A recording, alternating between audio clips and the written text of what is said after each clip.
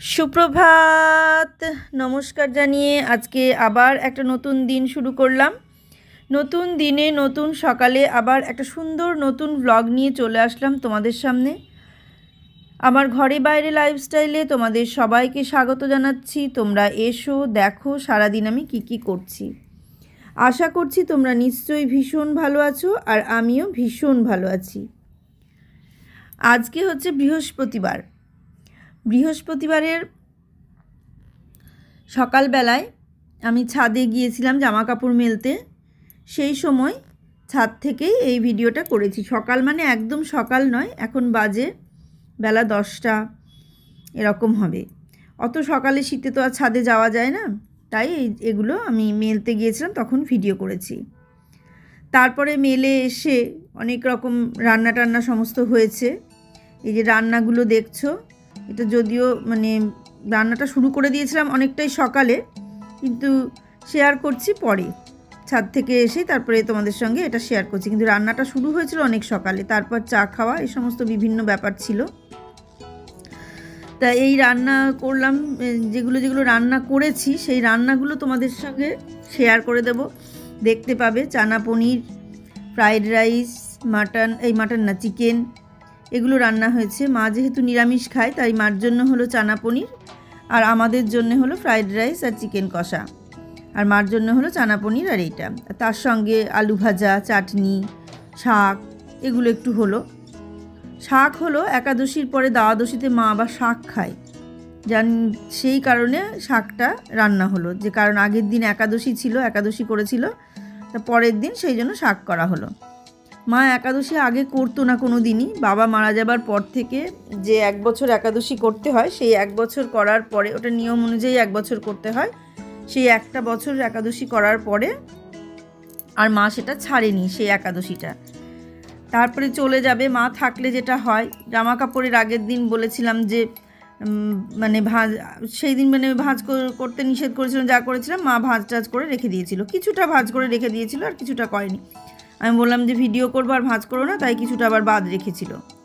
তাই দেখো রান্না শুরু করে দিয়েছি। পনিরগুলোকে কেটে আমার যা কাজ, জল গরম করে নিয়ে তার মধ্যে রেখে দেওয়া। এখন জানি সবাই তো সেটা করে না হয়তো, কিন্তু আমি এবার এটা করি। কারণ বুবাই আবার একটু শক্ত পনির খেতে পারে না, একটু নরম পনির খেতে বেশি ভালোবাসে।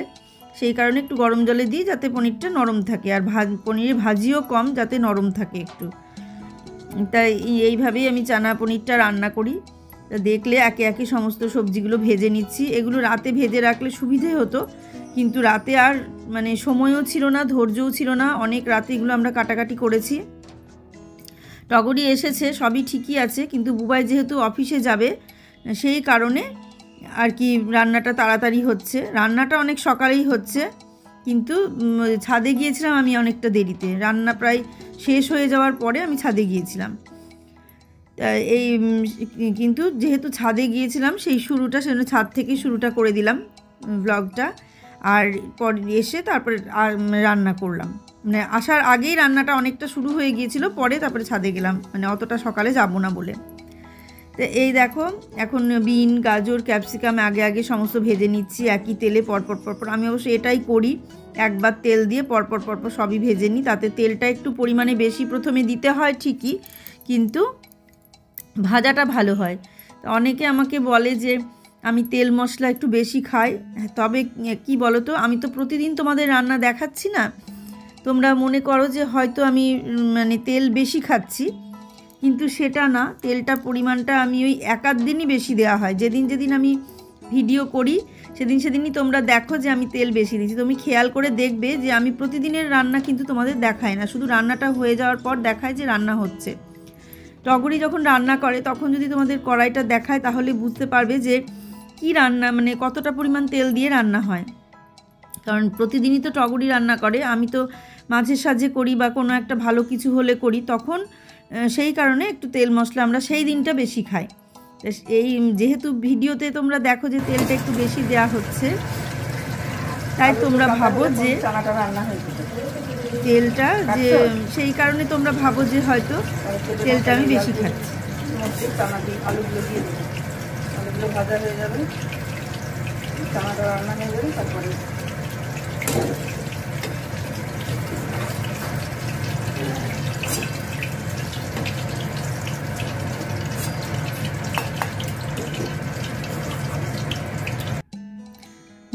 গাজর, ক্যাপসিকাম এগুলো রাতেই কেটে রেখেছিলাম, কারণ হঠাৎ করেই ঠিক হয়েছে ফ্রাইড রাইস আর এগুলো হবে রান্না।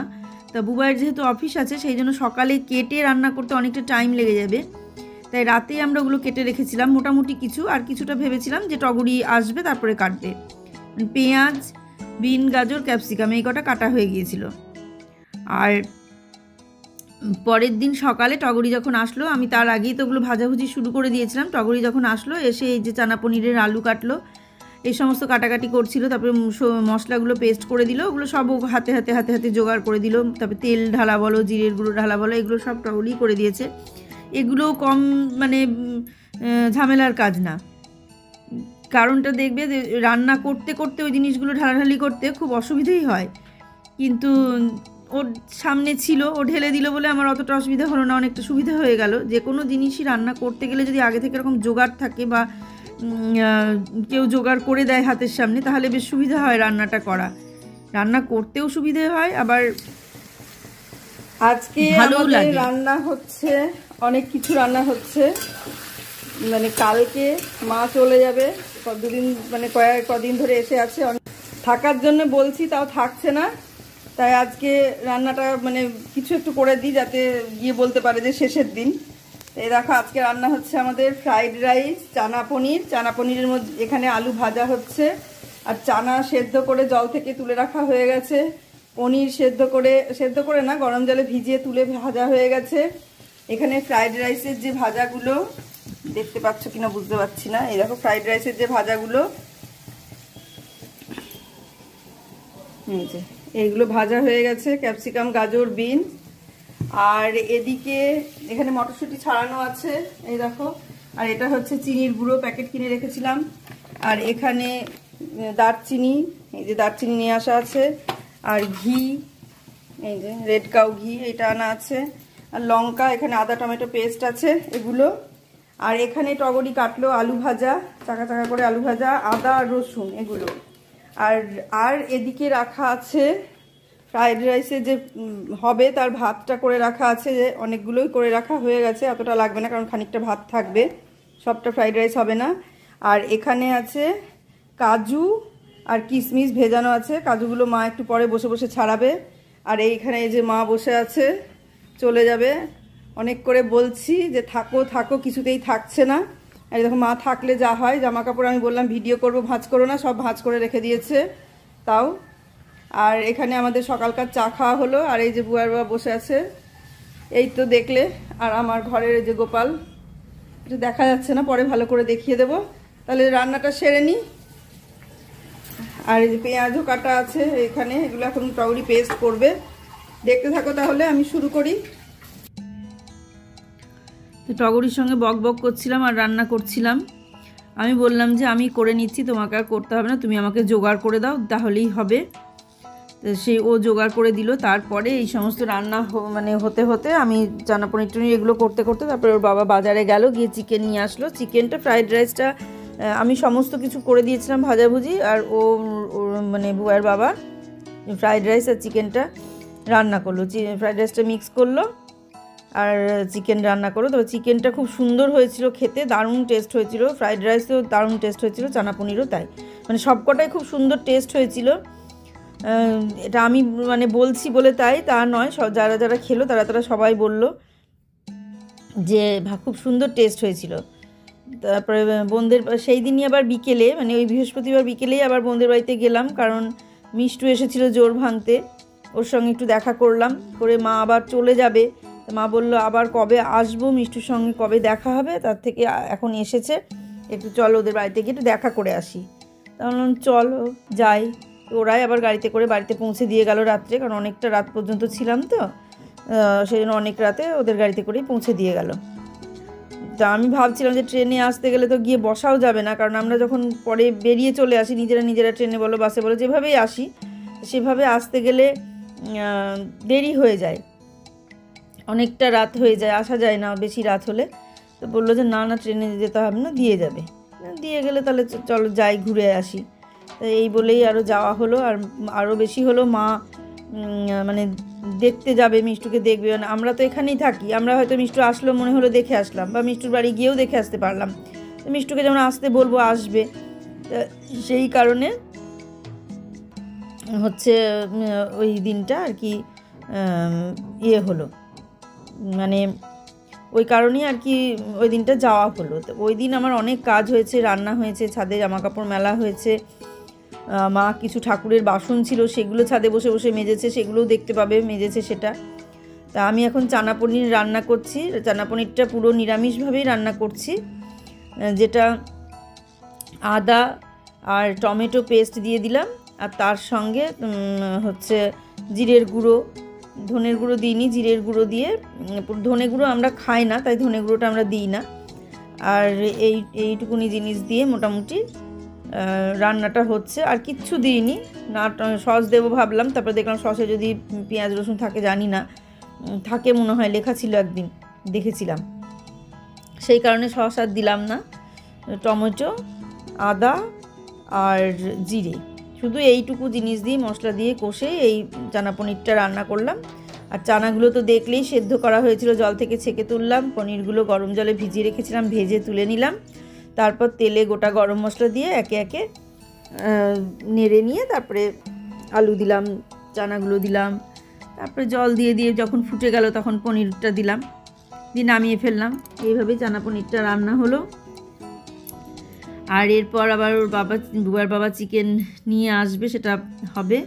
আর এক পাশে এটা ফুটছে, আর এক পাশে আমি আলু ভাজা করে নেব, আর পনিরটা দিয়ে দেবো আগে, তারপরে আলুটা ভেজে নেব।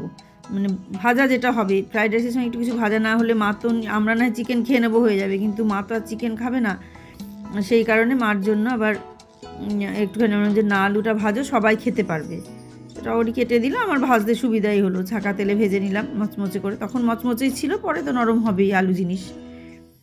কচুও ওরকম মচমচে করে ভাজলে বেশ ভালো লাগে খেতে। আর এই দেখো চানাটা প্রায় রান্না হয়ে গেছে কমপ্লিট, এতে ঘি গরম মশলা দেবো, দিয়ে নামিয়ে নেব।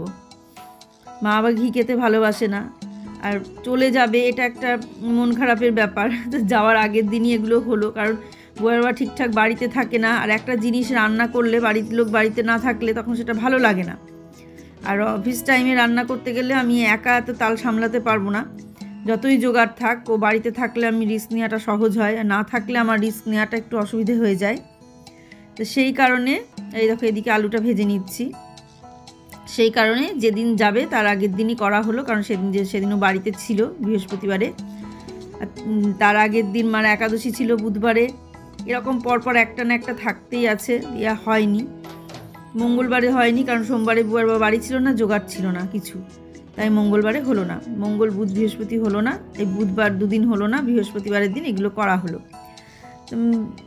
যে কোনো জিনিসই যে আজকে না হয় মা বলে তাই, মাটা আলাদা জিনিস, মা বোন বা যে কোনো আত্মীয় পরিজন আলাদা জিনিস। এমনি কিন্তু দেখবে যে তুমি কেউ আসলে পরে যতই তাকে খাওয়াও, যতই যা করো, তার মনে থাকবে না। কারণ নিজেদের লোকের কথা আমি বলছি না, নিজেদের লোকরা এই কাজটা করে না, কিন্তু মানে অন্য ধরনের কেউ আসলো, হয়তো তুমি তাকে এতটা সুন্দর করে পরিপাটি করে আদর আপ্যায়ন করবে, কিছুতেই মনে রাখবে না। যেদিন মানে বলবেও না যে এটা করেছিল খুব ভালো হয়েছে, ওটা করেছিল খুব ভালো হয়েছে, বা এটা ওটা সেটা সেরকম বলবে না, কিন্তু শেষের দিন তুমি যেটা করে দেবে সেটাতে তোমার মানে সেটাতে মনে রাখবে। তবে এটা আমি মায়ের জন্যই বলছি না, তোমরা ভেবো না যে মা এসছে বলে করেছে বলে বলছে, তা নয়, এটা আমি সাধারণ মানুষের কথাই বলছি, যে যতই ভালো করে যা করো মনে রাখে না, বা বলেও না, বা ভাবেও না। তা এই রকম ব্যাপার, শেষের দিন করবে দেখবে মনে থাকবে, কিন্তু প্রথম দিন আসার সঙ্গে সঙ্গে করে দিলে মনে থাকবে না।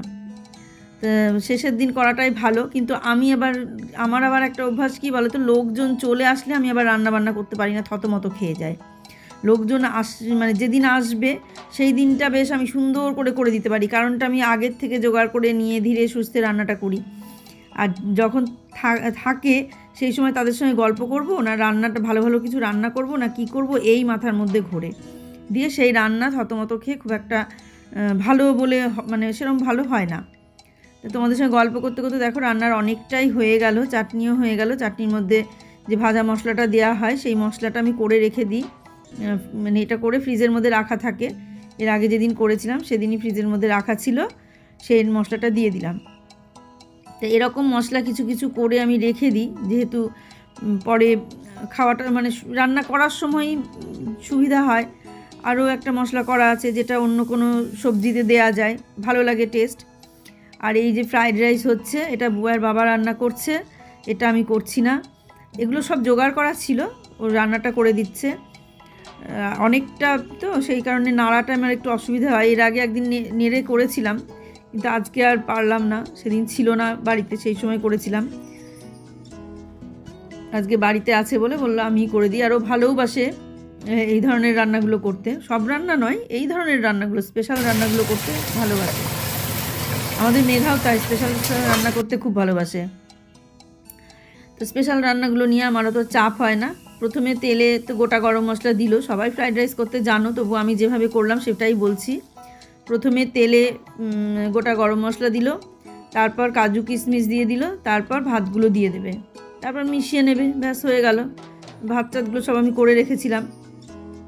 এই হচ্ছে প্লেন, মানে কোনো ইয়েই নেই আর, সাধারণভাবেই রান্নাটা হয়ে গেল, একদম মানে খুব সহজভাবেই হয়ে গেল। দেখছো এইভাবে, মানে তারপরে কিছুটা মিশিয়ে নিয়ে আবার পরের একটা থালা দিয়ে দিল। এরপরে চিকেনটা রান্না হবে।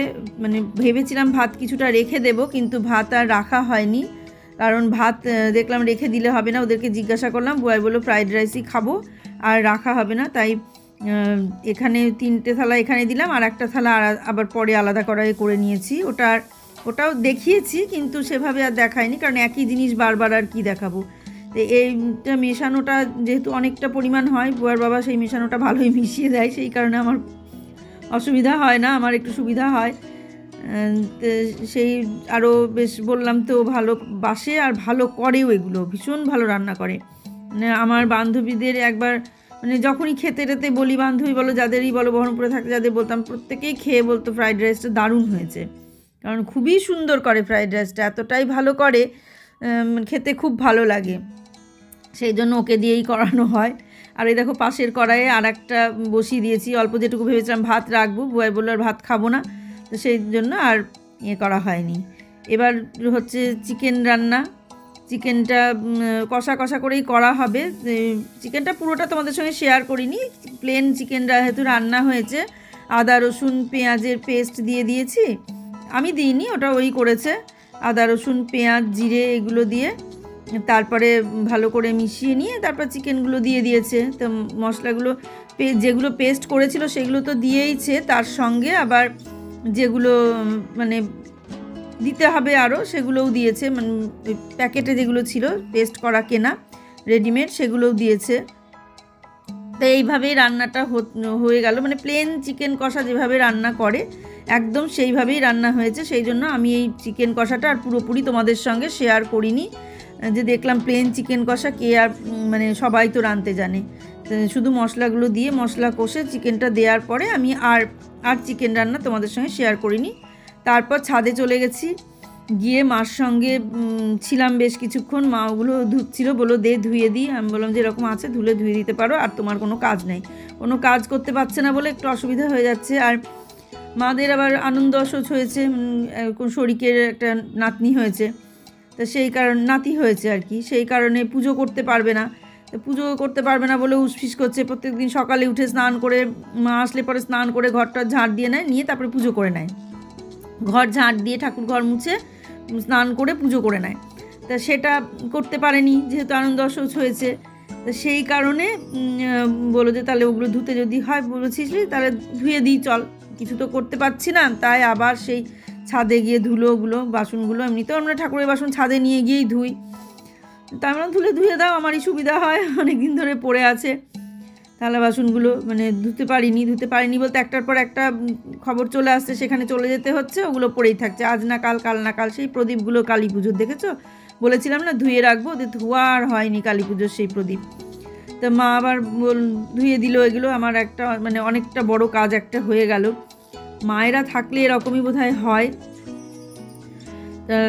দেখছো বাসনগুলো সব ধুয়ে দিচ্ছে, মানে বললাম যে থেকে যাও, আর কদিন থেকে যাও, ইতু পুজো আছে, ইতু পুজো এখানে হোক, তোমার তো ইতু পুজো হবে না, ওদের মানে ষষ্ঠী পুজো না হলে পরে তো ইতু পুজো করতে পারবে না। তাহলে তোমার যাওয়ার কি দরকার? অনেকবার অনেক রকমভাবে বললাম, কিন্তু কিছুতেই শুনলো না। সে যাবেই, একবার মন ছুটে গেছে। আসলে অনেক দিন ধরে এসে আছে তো, আর ভালো লাগছে না। তারপরে বাড়িঘর পড়ে আছে, অন্য কেউ শোয়, একজনকে রেখে এসেছে, তাকে সে শোয় প্রত্যেক দিন। তো সেই কারণে মা বলল যে তাহলে সে যখন শুবে, এবার কতদিন সে শুবে, বাড়িটা তো ফাঁকা পড়ে আছে। সেই কারণে আর রিস্ক নিল না। বললাম যে ঠিক আছে থাক। এর আগে একবার চুরি হয়ে গেছে মার বাড়িতে, হ্যাঁ বেশ কিছুদিন, শিব পুজোর মধ্যে, শিব পুজোর 2-1 দিন পরে একটা মন্দিরে খিচুড়ি খাওয়ানো ছিল, সেইখানে গিয়েছিল খিচুড়ি খেতে। আর সেই সময় বাড়িতে চোর ঢুকে মানে অনেক কিছু চুরি করে নিয়ে গিয়েছে। ঠাকুরের রাধাকৃষ্ণের 3টে গয়না ছিল, 3টে মুকুট ছিল, রাধা কৃষ্ণ আর গোপাল 3জনের 3টে মুকুট ছিল, সেই মুকুট 3টে নিয়েছে। তারপরে মার কিছু চুড়ি ছিল, সোনার চুড়ি, সেগুলো নিয়েছে। পাতের ওপরে সোনার চুড়ি ছিল, সেটা নিয়েছে।